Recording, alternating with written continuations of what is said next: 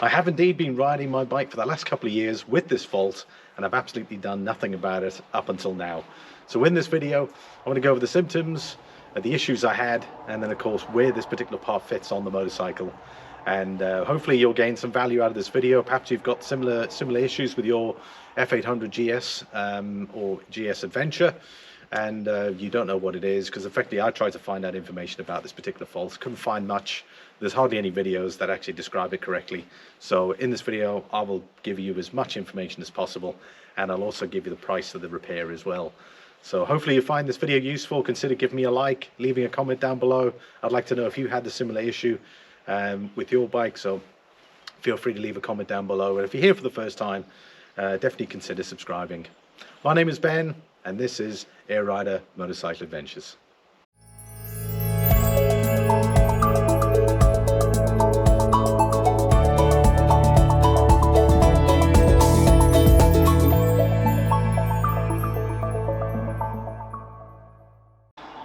Fun and games when it comes to motorcycles. The symptoms. Over the last couple of years, the issue has popped up when I select the gear electronically.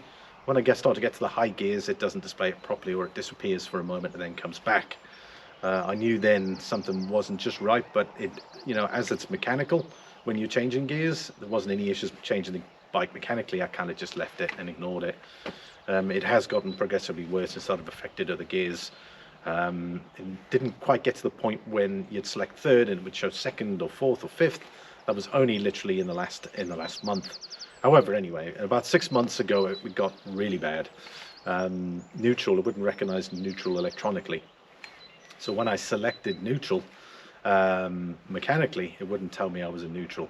And then if I left the bike idling for a bit, it would then just switch off, because then it would think that the bike is in gear. And I found this particularly a problem, particularly when you're on the road waiting at traffic lights. I couldn't kind of select neutral mechanically without the bike stalling.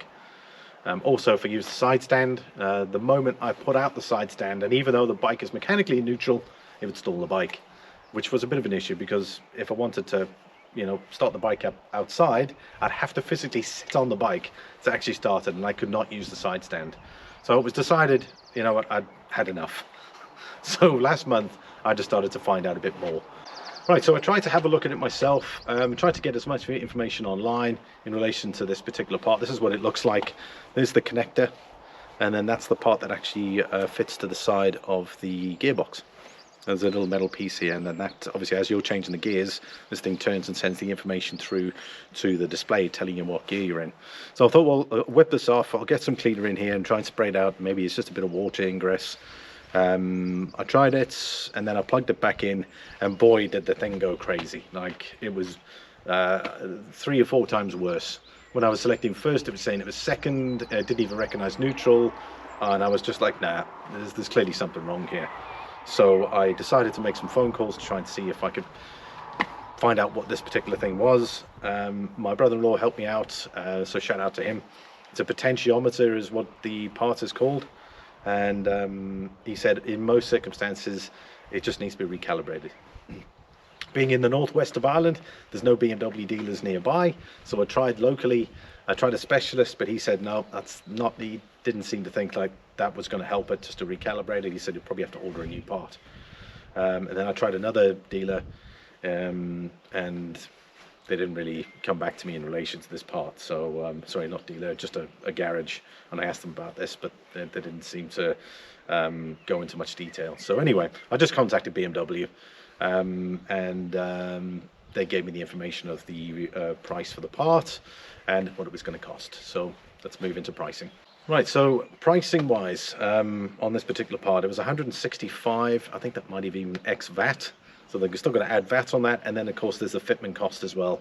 Obviously I didn't just send my bike there to just get this done, because it's 2 hours away.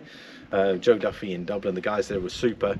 I got some of the bits done on the bike, which is going to lead into another video, but I did ask them to replace this, and since the replacement is taken on, it's fine. The bike is working perfectly. They did say that, or the mechanic I spoke to did say it was half faulty, so it was reading the gears 1 to 6, but for some reason neutral just wasn't working. so I had to spend the money on the replacement. So thankfully it's not like it then was actually working. It did sound like it was actually faulty. So this is the part, the potentiometer. I'm going to show you where it is on the bike, and of course then we'll finish off. So if you've got any issues, the potentiometer is what's causing it, or the issues I've described in this video. This is the part here. I'll zoom that in for you there so you can see it. And there's the connector. Right, let's have a look and see where it fits on the bike. Right, this is the Éire. I've taken the sprocket cover off so we can see that. I've just had new sprockets and a new chain fitted to the bike while it was at BMW. But there's the that's the gear position sensor, or the potentiometer is located there, and it connects up here. Oddly enough, when I looked at the photos online, it did seem to show this as slightly different. It was like an improved version, but it looks like they've just put the same version on. So well, I hope I'm not going to have any issues with this long term again. But I mean that's where it is, and then I'm going to put the cover back on, and then you won't necessarily see it. Right, with the potentiometer installed, I've had no issues since. It's been really smooth. The display's working correctly. So it was a good call to get that replaced. Here is the part number, just in case you need it. So if you're having a similar issue, this is the only fix, unfortunately. Or if you have the diagnostics tool, you can try and recalibrate it. Maybe start with that first, and then if you have to, you can order the replacement. But thanks so much for watching. I hope you've got all you have out of this video. Please leave a comment down below. Also consider giving me a like, and of course if you're new here, please consider subscribing. So thanks so much for watching, and I'll see you all in the next video. Take care.